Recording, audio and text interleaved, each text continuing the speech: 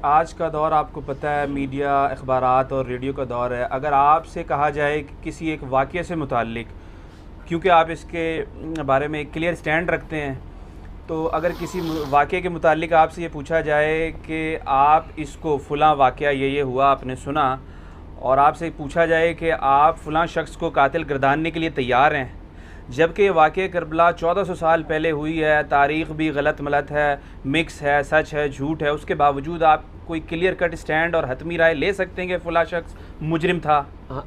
مجرم کا مسئلہ ہی نہیں ہے یہ۔ دیکھیں بڑا انہوں نے رخ بدل دیا ہے۔ ہم تو مجرموں کو اسپیسیفائی اس طریقے سے کرنا ہی نہیں چاہتے ہیں، اس سے تو غرض ہی نہیں ہے۔ ہم تو اس واقعے کے پس منظر، اس کے ایفیکٹس کو ڈسکس کر رہے ہیں۔ مثال کے طور پہ آپ اسے سمجھیں کہ مسلمان 10 ذوالحجہ کو سنت ابراہیمی پوری کرتے ہیں، تو کیا ہم 10 ذوالحجہ کے کانٹیکسٹ میں یہ ڈسکس کرتے ہیں کہ جو مینڈا قربان کیا تھا ابراہیم علیہ السلام نے وہ کتنے کلو کا تھا،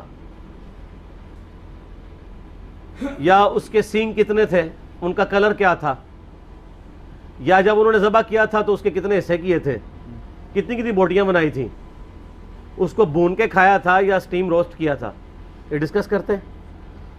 یہ انٹرسٹ کی چیزیں ضرور، اصل چیز ہم اس تھیم کو فالو کرتے ہیں کہ ابراہیم علیہ السلام نے اللہ کے لیے قربانی دی۔ واقعہ کربلا اس سے ریلیٹڈ نہیں ہے کہ جی ان کے اوپر پانی بند ہو گیا، ان کے اوپر ظلم ہوا، کتنے بندے شہید ہوئے، یہ سیکنڈری چیز ہے۔ اصل چیز ہے کربلا ہوئی کیوں نبی علیہ السلام کی محنت کو 50 سال کے اندر اس لیول تک پہنچا دیا گیا کہ ہزاروں صحابہ زندہ ہیں اور نبی صلی اللہ علیہ وآلہ وسلم کی پوری اولاد ذبح کر دی جاتی ہے۔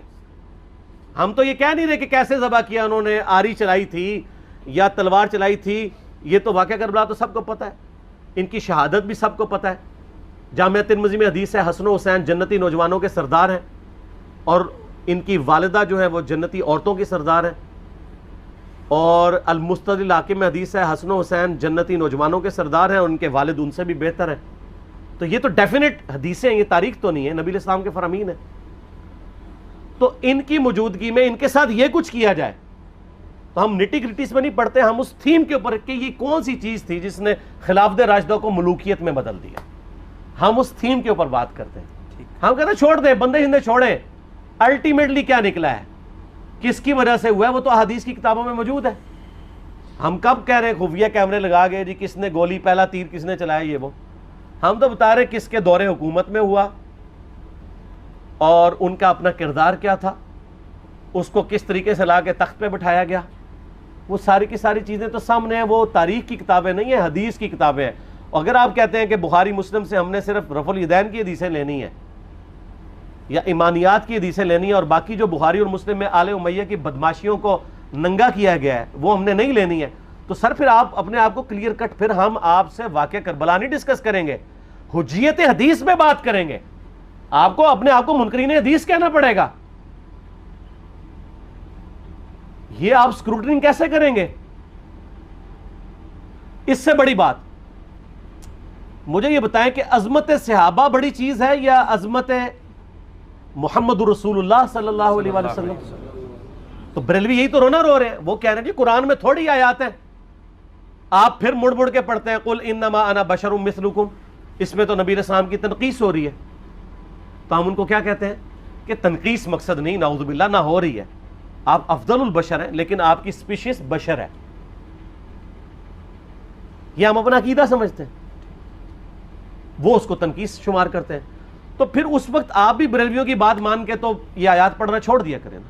آپ کہتے ہیں نہیں آیات ہے کیوں نہ بیان کریں، تو ہم بھی کہتے ہیں احادیث ہے کیوں نہ بیان کریں کہ صحیح بخاری میں حدیث ہے 2812 عمار کو ایک باغی جماعت قتل کرے گی، وہ جماعت دوزخ کی طرف بلا رہی ہوگی اور عمار ان کو اللہ اور جنت کی طرف بلا رہا ہوگا۔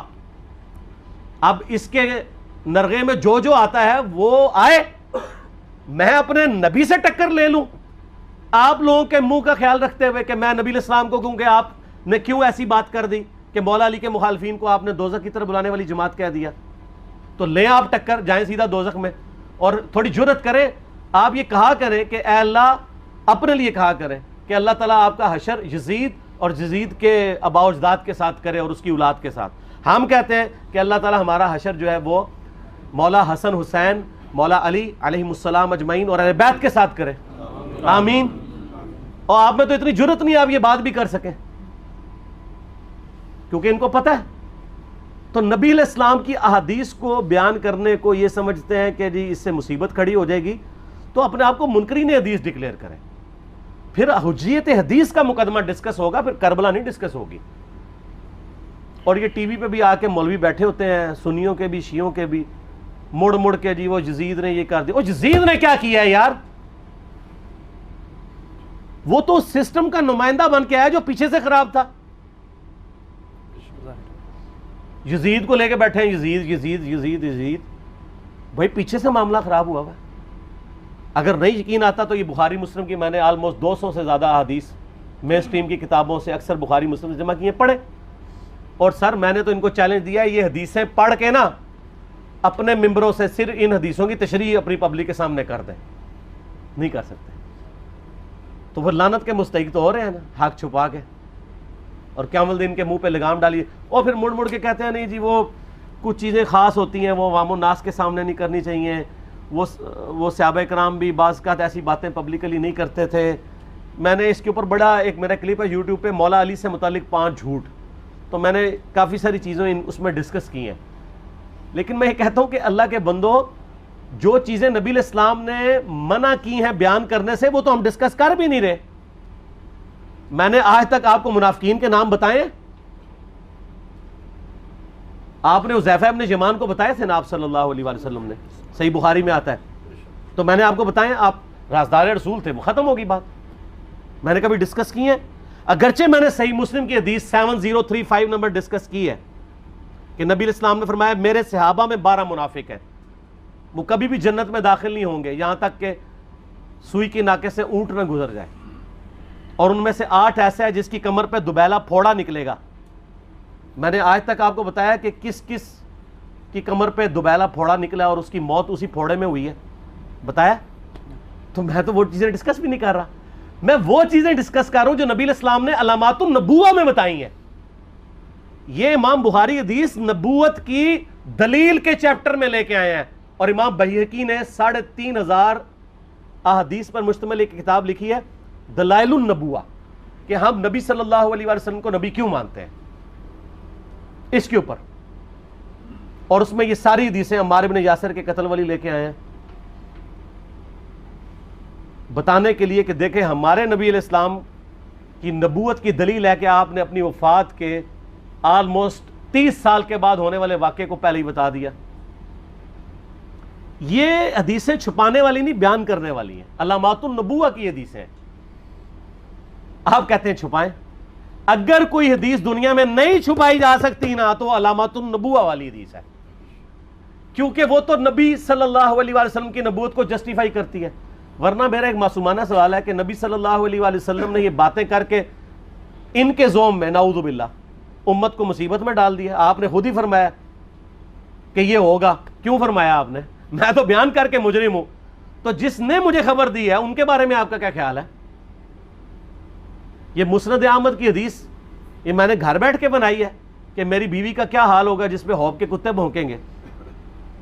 تو سیدہ عائشہ سے مجھ سے زیادہ نبی علیہ السلام کو محبت تھی، لیکن آپ اللہ کے پیغمبر تھے، آپ نے اپنے گھر کی خبر بھی نہیں چھپائی، بتا دی کہ یہ ہوگا۔ اور اس سے بڑھ کے آپ صحیح بخاری میں دیکھیں، عمار بن یاسر کا خطبہ ہے، میں نے یہ سارا، پریشان نہیں ہونا، یہ ریسرچ پیپر میں سارا کچھ موجود ہے، اور کوئی چیز بھی ایسی نہیں جو اس میں سکپ ہو۔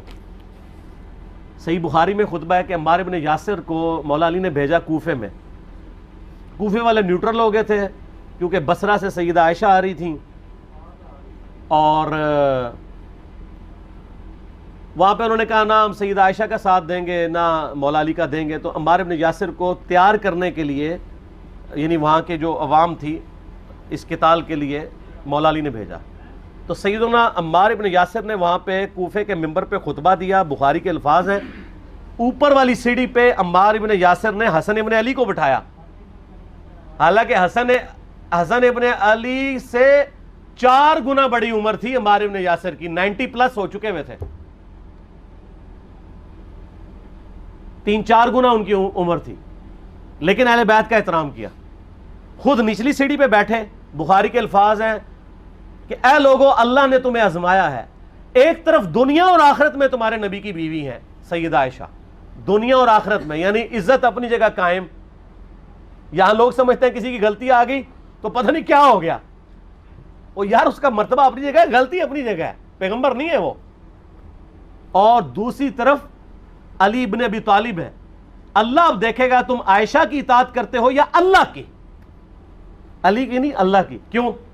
یا ایھا الذین آمنوا اطیعوا اللہ و اطیعوا الرسول و اولی الامر منکم. ان کا اولو الامر مولا علی ہیں، ان کی اطاعت واجب ہے. یہ اللہ نے آزمایا ہے کہ اللہ کی اطاعت کرتے ہو یا عائشہ کی.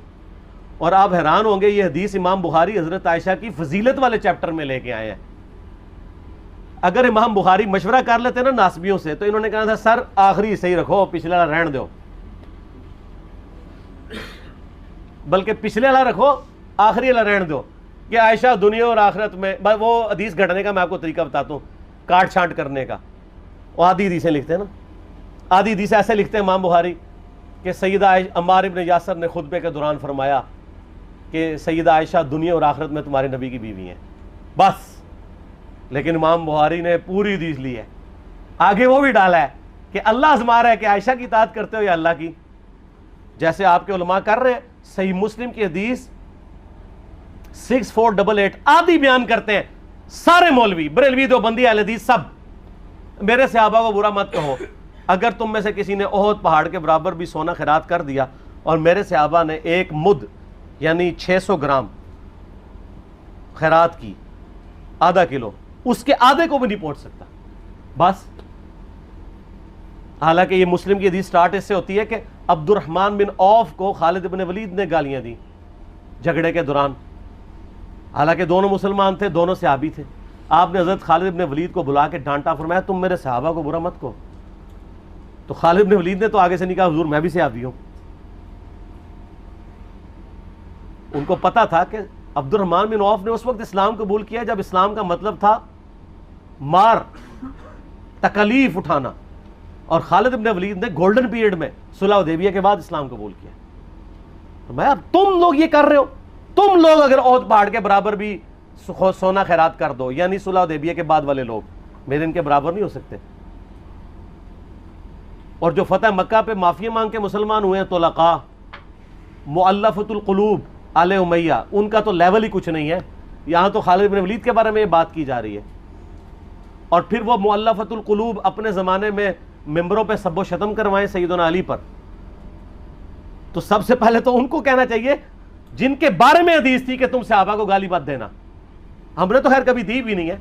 اور میں یہ آخری جملہ ان کو ایسا بولتا ہوں کہ جو ان کے دماغ تک ڈرل کر جائے گا کہ آل امیہ نے جو کچھ اپنے دور کے اندر سیدنا علی کی گستاخیاں کی ہیں نا، ہم نے تو ویسی کوئی ایک گستاخی بھی آل امیہ کے بارے میں نہیں کی ہے.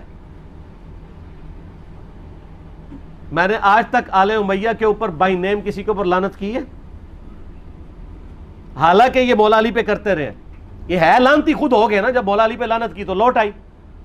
مسند ابی یعلا میں صحیح سند کے ساتھ حدیث موجود ہے، مسند احمد میں بھی موجود ہے کہ سیدنا علی کو جس نے گالی دی اس نے رسول اللہ کو گالی دی صلی اللہ علیہ وسلم. جب ام سلمہ نے کہا تھا، شیخ زبیر صاحب نے اس کو تحکیم میں صحیح لکھا ہوا ہے فوٹ نوٹ کے اوپر، کہ لوگوں تمہارے ممبروں پر رسول اللہ کو گالیاں دی جاتی ہیں، تو انہوں نے کہا معاذ اللہ ہم کب کہیں گے، ایسا نہیں ہو سکتا. تو ام سلمہ نے کہا تم لوگ علی اور اس سے محبت کرنے والوں پہ گالی گلوچ نہیں کرتے ہو کیا؟ جبکہ میں نبی کی بیوی کہتی ہوں کہ سب سے زیادہ رسول اللہ سے محبت، سیدنا علی سے محبت نبی صلی اللہ علیہ وآلہ وسلم کرتے تھے. لہٰذا جب یہ تم کہتے ہو نا علی پر لعنت، علی سے محبت کرنے والوں پہ لعنت، تو یہ لعنت تو تم نبی علیہ السلام تک لے کے جا رہے ہو نعوذ باللہ، کیونکہ علی سے محبت کرنے والا پہلے نمبر پہ نبی صلی اللہ علیہ وآلہ وسلم ہے. اور پھر کہتے ہیں سب کا مطلب تنقید ہے. اور نہ، پرانیاں گلاں، پرانے بابے، پرانے بزرگ، جھوٹے ہو. صحیح مسلم کھولو 6229 غدیر خم سے اگلی حدیث، لعن اللہ ابا التراب کے الفاظ ہیں، مٹی والے ابن ابی طالب پر لعنت، یہ الفاظ موجود ہیں. سب کا ترجمہ لعنت ہی ہے، تنقید نہیں ہے. اچھا پھر میرا معصومانہ سوال ہے کہ اس کا مطلب ہے صحابہ پہ تنقید کرنا اچھا کام ہے؟ کہیں گے نہیں. تو بتاؤ یہ برا کام کون کرتا تھا؟ شیعہ کا ابا کون ہے؟ رافضیوں کا ابا کون ہے؟ آل امیہ. تو لہذا شیعہ نو میں کہنا کہ تسی شیخین کے اوپر بکواس اور تبرہ کرنے کی بجائے نا آپ لوگوں کو حقائق بتائیں کہ ٹوٹی کمند کہاں. یہ سب مجرمین آل امیہ ہے، اور یہ آل امیہ اور بنو ہاشم کی لڑائیاں نبی اسلام کی بعثت سے پہلے چل رہی تھی، صدیوں سے چل رہی تھی. وہ تو پھر اللہ نے بنو ہاشم کو نبوت کے لیے چنا تو ان کو یہ پھر جیلسی ہضم نہیں ہوئی، وہ چیز آگے چلتی رہی. خیر چھوڑ دیں، ایک تلخ ٹاپک ہے. صلاۃ بر محمد و آل محمد. اللہم صلی علی محمد و علی آل محمد. ٹھیک ہوگا.